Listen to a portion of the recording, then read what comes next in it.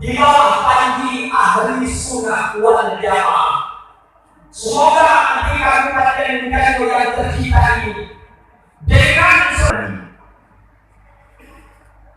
untuk mengawali dan memberkati acara dan yang mulia pada hari yang berbahagia ini. Kita kenalkan kepada Abia Muhammad Taqir.